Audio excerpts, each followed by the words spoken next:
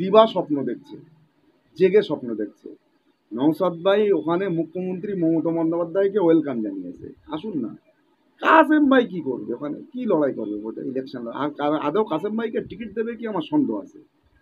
কাসেম ভাইকে হয়তো অন্য অন্য স্বপ্ন দেখিয়েছে, শুধুমাত্র 26-এর ইলেকশনটা করিয়ে নেক, তারপরে বুঝতে পারবে। আর ভাঙড় নিয়ে আমরা ভাবিনি। ভাঙড়ের 95% মানুষ আমাদের, 95% মানুষ নওশাদ সিদ্দিকী, 95% মানুষ আইএসএফের। যারা আছে 5% যারা বিরোধিতা করে, তারা শুধু করে কামে খায়। আর ওই নটোরিয়াস ক্রিমিনালের কিছু বাহিনী আছে, গুন্ডা বাহিনী, তাদের পয়সা দিয়ে পোষা আছে, ওই তারা ভাঙড়টা গিয়ে একটু দাপিয়ে বেড়ায়। আর প্রশাসনিক একটা সাপোর্ট আছে এদের। এছাড়া বিগ জিরো, ভাঙড়ে তৃণমূল কংগ্রেস বিগ জিরো। আর সম্ভব না বলে কিচ্ছু নেই, মুখ্যমন্ত্রীকেও হারানো সম্ভব, সেটা 21 সালে যেভাবেই হোক না কেন মুখ্যমন্ত্রী হেরিয়েছিল। আমরাও চাই লড়াইটা সেরে সেরে হোক। কাসেমবার সঙ্গে কি লড়াই করবে Naushad Siddiqui? Naushad Siddiqui as a politician of West Bengal, big successful politician. সুতরাং ওখানে কাসেম ভাই দাঁড়াবে কি XYZ দাঁড়াবে আমরা ভাবিনি। আমরা চাই ওখানে মুখ্যমন্ত্রী আসুক, মুখ্যমন্ত্রী দাঁড়াক, মুখ্যমন্ত্রীর সঙ্গে লড়াই হোক। সেখানে প্রমাণ করাবে নওশাদ সিদ্দিকীকে ভাঙড়ের মানুষ চাইছে না তৃণমূল কংগ্রেসকে চাইছে। 26-এ আপনারা দেখে নেবেন, মমতা ব্যানার্জিকে চ্যালেঞ্জ করেছিল। মমতা ব্যানার্জির ক্ষমতা থাকলে 26-এ তো ওনাকে ইলেকশন লড়তে হবে, যেহেতু উনি মুখ্যমন্ত্রী হবেন। মুখ্যমন্ত্রী হলে বিধানসভা ইলেকশন লড়ে মুখ্যমন্ত্রী হতে হবে। চলে আসুন না, একদম কলকাতার পাশে তো, আপনার একটা বিধানসভা পরেই ভাঙড়ে বিধানসভা, আসুন চ্যালেঞ্জ গ্রহণ করুন। বিজেপির এতটা বিধায়ক থাকা সত্ত্বেও তৃণমূল কংগ্রেসের মাথা ব্যথা নেই, কিন্তু আইএসএফের একটা বিধায়ক, সেখান থেকে ভাঙড় থেকে শওকত মোল্লা বলছে যে 26-এ আইএসএফের নাম নিশানা মেটাতে হবে। 26-এ আইএসএফকে হারাতে পারলে ভাঙড় থেকে আইএসএফের দলটাই উঠে যাবে। কি মনে করছেন? এ নটোরিয়াস ক্রিমিনালের কথায় কি জবাব দেবো বলেন তো? এরা টোটাল দলটাই প্যাক্ট। আমি আজকে একটা ভিডিও দেখছিলাম, যেখানে মাননীয় ফিরহাদ হাকিম সাহেব ছিলেন আর বিজেপির নেতারা ছিলেন, কারোর একজন বার্থডে সেলিব্রেশন করছিলেন এক জায়গায় দাঁড়িয়ে। আজকে ভিডিও আমি সোশ্যাল মিডিয়ায় দেখছিলাম। আমরা বারবার বলে আসছি, তৃণমূল কংগ্রেস আর বিজেপি কিন্তু এক, এরা কিন্তু আলাদা না। এদের শুধুমাত্র সিম্বলটা আলাদা, একটা পদ্ম ফুল আর একটা জোড়া ফুল। এদেরকে পরিচালনা করা হয় নাগপুর থেকে, RSS এদেরকে পরিচালনা করে। সুতরাং এদের তো টার্গেট থাকবেই, আইএসএফকে হারাতে হবে। আইএসএফকে যদি না হারানো হয়, আগামী দিনে মমতা বন্দ্যোপাধ্যায় গতি থাকবে না। আর আইএসএফ যদি কোন রকমভাবে জোট সরকার, আমাদের যে সংযুক্ত মোর্চা নিয়ে চিন্তা ভাবনা করা হচ্ছে, জোট সরকার যদি ক্ষমতায় আসে, বিজেপি তো পশ্চিমবাংলা থেকে নাম নিশানা মিটে যাবে, বিজেপি করার মানুষ পাবে না। শুভেন্দু অধিকারী পাগলের মতন ঘেউ ঘেউ করে যেখানে সেখানে। শুভেন্দু অধিকারীর গাড়ির দরজা খোলার লোক পাবে না। আমরা চ্যালেঞ্জ করছি, যদি আমাদের সংযুক্ত মোর্চার যে জোটের পরিকল্পনা করা হচ্ছে, আমরা যদি ক্ষমতায় আসি, বিজেপির নাম নিশানা কি পতাকা বাঁধার লোক থাকবে না। কারণ হলো পশ্চিমবাংলার মানুষ শান্তিপ্রিয় মানুষ, তাদেরকে কিছু ভুল বুঝিয়ে শুভেন্দুর মতন উগ্রপন্থীরা ভুল বুঝিয়েছে।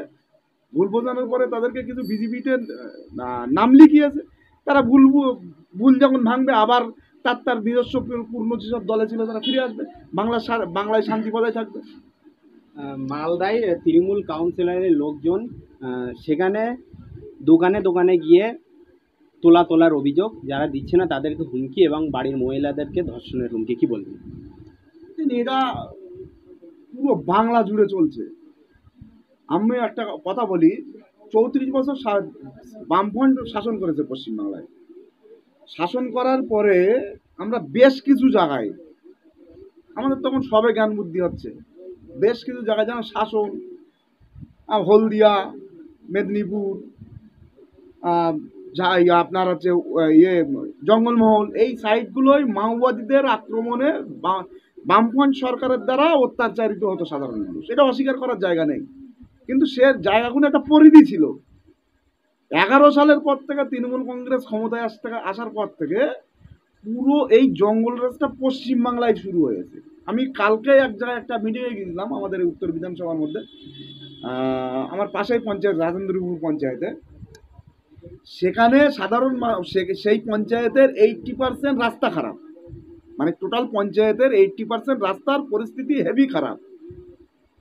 সাধারণ মানুষ, গ্রামের মা বোনেরা, সাধারণ মানুষ রাস্তায় নেমে প্রতিবাদ করছে, রাস্তায় ধান গাছ পুঁতছে, রাস্তা বন্ধ করছে, রাস্তায় চলাফেরা করা যাচ্ছে না। বলছে যে ডেলিভারি পেশেন্টকে যদি এই রাস্তাতে নিয়ে যাওয়া হচ্ছে, একজন সত্যি সত্যিই রাস্তায় ডেলিভারি হয়েছে। মানে এতটাই ভয়ানক পরিস্থিতি রাস্তা। বেশ কিছুদিন আগে আপনারা দেখেছেন সোশ্যাল মিডিয়ায়, মেন স্ট্রিম মিডিয়াও খবর করেছিল যে কিছু জায়গায় রাস্তা অবরোধ হয়েছে। আমি কালকে মিটিংয়ে যাওয়ার পর থেকে শুনছিলাম যে মুসা ভাই যে যে স্লোগান দিয়েছিল তাদের বাড়িতে শাসক দলের রাত্রেবেলা 20-50 জন করে যাচ্ছে, গিয়ে দূর থেকে ঢিল মারছে, ইট মারছে, গরিব মানুষ টালির চাল টালি ভেঙে দিচ্ছে, ভয় দেখাচ্ছে, বাইরে বেরোত দিচ্ছে না। এই জঙ্গল রাজটা পুরো পশ্চিমবাংলায় চালাচ্ছে। আমরা তো সেই জন্য আইএসএফ নামক দল গঠন করেছি, পশ্চিমবাংলার মানুষকে আগামী 26 সালে এই জঙ্গল রাজ থেকে মুক্তি দেওয়া হবে। আর আমরা মুক্তি না দেওয়া পর্যন্ত আমাদের এই লড়াই সংগ্রাম চলবে। শান্তি আমরা পশ্চিমবাংলায় ফিরিয়ে নিয়ে আসবো। বিজেপি নামক সন্ত্রাসী দল, বিজেপি নামক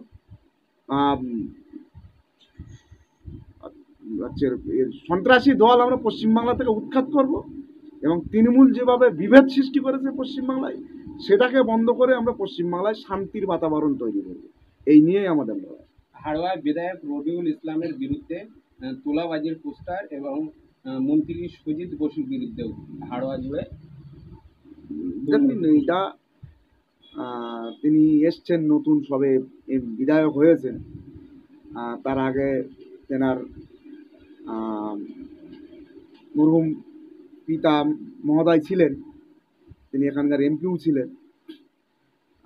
তিনি কিন্তু নতুন না, হয়তো এমএলএটা নতুন হয়েছেন, কিন্তু এই রাস্তায় কিন্তু পোড় খাওয়া, যে কোথায় কিভাবে কোন রাস্তা থেকে টাকা আসে, কোথা থেকে আসলে আমি টাকার পাহাড় বানাতে পারবো। আর পোস্টার পড়াটা স্বাভাবিক, যেহেতু হাড়োয়ায় গোষ্ঠীদ্বন্দ্বে জেরবার তৃণমূল কংগ্রেস। টোটাল হাড়োয়া এই ব্লকের থেকে হাসনাবাদ, এই বারাসাত ব্লক থেকে শুরু করে টোটাল হাড়োয়াটাই তৃণমূল কংগ্রেস জেরবার। তৃণমূল কংগ্রেসের নেতৃত্বের কথা হাড়োয়ার নেতৃত্বরা মানছে না। সুজিত বোসের মতো একজন হেভিওয়েট মন্ত্রী, তেনার কথাই খালেক মোল্লা মানছে না। সুতরাং ওনাদের আভ্যন্তরীণ ঝামেলা আস্তে আস্তে প্রকাশ পাচ্ছে, যে ওনারা কোথায় কোথায় ঘাবলা করেছে, কোথাতে চুরি করেছে, কোথাতে খাচ্ছে। এটা শুধু হাড়োয়া বলে না, এটা সব বিধানসভায় এইভাবে চলছে। আগামী দিনে ওই শাসক দলের যেসব নেতৃত্ব আছে, একটা পার্সেন্টেজ তারাই আগামী দিনে প্রকাশ করবে, কেন ওদের কর্মীর থেকে নেতা বেশি। তাহলে কি নিজেদের মধ্যে ভাগ বটরা নিয়ে এই পোস্টার? হ্যাঁ, একদম একদম ভাগ বাটলা নিয়ে পোস্টার, কারোর ভাগে কম পড়ছে, নতুন করে এমএলএ হয়েছে যিনি, তিনি অন্য জায়গায় হয়তো ভাগ বেশি দিতে হচ্ছে, ভাগ বাটলা কম হচ্ছে বলেই ওনাদের মধ্যে দ্বন্দ্বটা আস্তে আস্তে প্রকাশ্যে আসছে।